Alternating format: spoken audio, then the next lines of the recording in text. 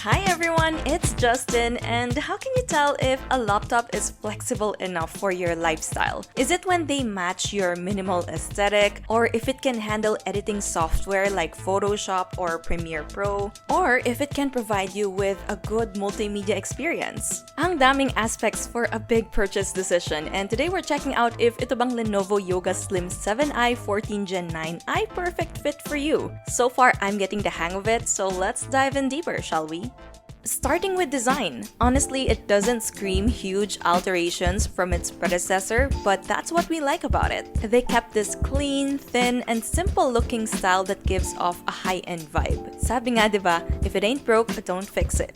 Halos kasing gaan lang siya ng MacBook Air, but its aluminum build feels more comfortable to hold thanks to its rounded edges and overall sleekness. This makes it travel-friendly and solid-looking for the price. Parang designed siya to last talaga. Plus, I like that we can open the display easily with just a lift of a finger. Now, being a Yoga Slim laptop, of course, you can flexibly use the display up to 180 degrees. So, kaya yung flat na ganyan. This is useful, kaya lang sayang na hindi na siya na-fold to a tent style. Opening it up, we get the 14-inch OLED display with a full HD IR webcam with human presence detection on the top part, and this enhances security and AI features such as wake on approach, gaze-based dimming, and walk-away lock. Meanwhile, below is Lenovo's comfy and quiet backlit keyboard together with a sizable trackpad and stereo speakers that are enhanced by Dolby Atmos. Then you can find the other two speakers underneath together with the ventilation grill and 3 rubber feet. I must say, okay yung sound quality niya ha. It sounds premium and dynamic with noticeable bass. It can be a bit airy at times, depending on what you're playing, but either way we can still describe it as very good. Now, according to the brand, this is a sustainably built product pala using post-consumer recycled aluminum and plastic. So I guess that's a plus too.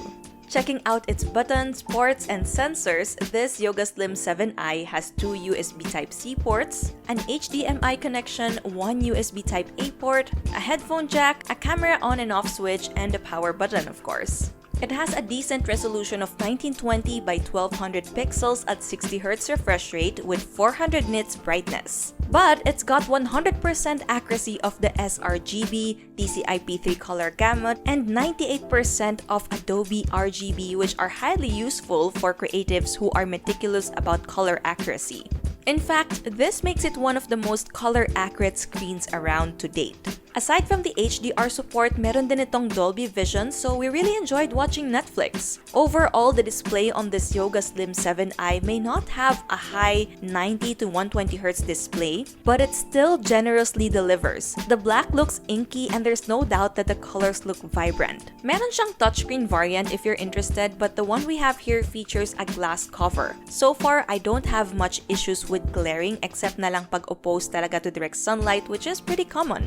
Now, under the hood, this Yoga Slim 7i packs an Intel Core Ultra 7 155H processor together with 32GB of RAM and Intel's Arc graphics. The Core Ultra 7 155H is the first to have a dedicated CPU, NPU, and GPU, and we found it reliable for day-to-day tasks. It's highly responsive and you can maximize productivity with Intel's AI Personal Assistant. This feature allows the PC to summarize meetings, recall emails, and reference previous calls with on-point details while keeping all data private. And as expected, the performance is highly reliable for everyday productivity tasks. Smooth siyang gamitin kahit na madami akong naka-open na apps and tabs sa browser. This is an impressive one from Intel's Meteor Lake. At dahil may Intel Evo badge siya, it means that this was tested under everyday conditions for an exceptional experience that lives up to its expectations. So far, in my 1 week of use, it was flawless. Wala akong na-experience na lags and other stutters.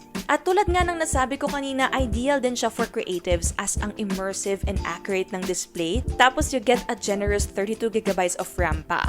While it's not really designed for gaming, yung processor niya and its built-in Arc GPU can run several titles smoothly at low settings. Pwede mo din i-adjust kung anong performance mode ang prefer mo. There are 3 modes that you can choose from, which is best power efficiency, balanced, and best performance. Syempre nakarely din dito yung battery consumption niya.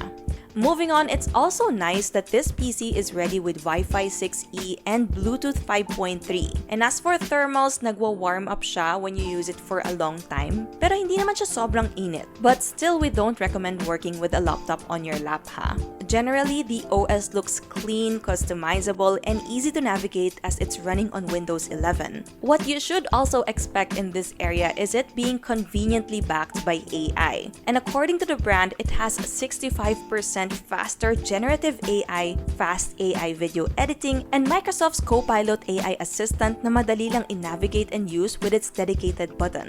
Capable din siya of live captions and Windows Studio effects. Additionally, this AI helps maintain a long-lasting battery life and optimized performance with the Lenovo Vantage app. Here you can switch the battery's active charging mode and monitor the PC's health and updates. For storage naman, the Yoga Slim 7i that we have comes with 1TB, which is great lalo na kung video editor ka like me, or even as a photographer so you don't need to bring a hard drive on the go. Or in general, at least not worry about your storage capacity. Now, aside from the spotlight on performance, one of the top highlights of this laptop lies sa battery niya. We get a 65Wh battery with support for 65 watts rapid charge.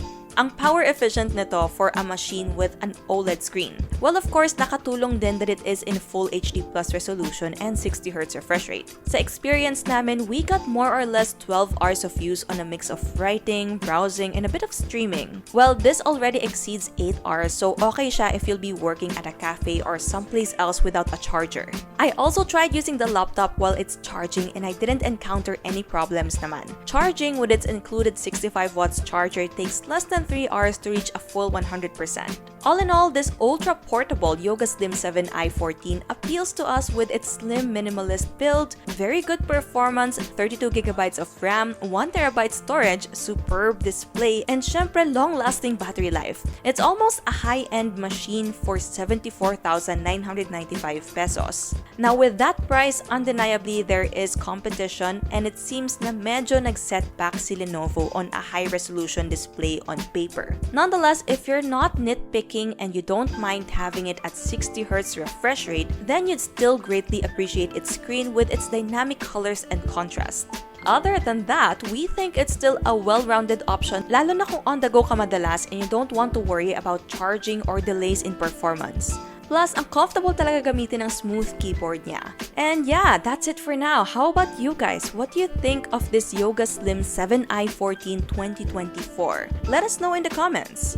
As usual, don't forget to like and subscribe to our channel for more tech reviews and features. Again, this is Justin and I'll see you next time.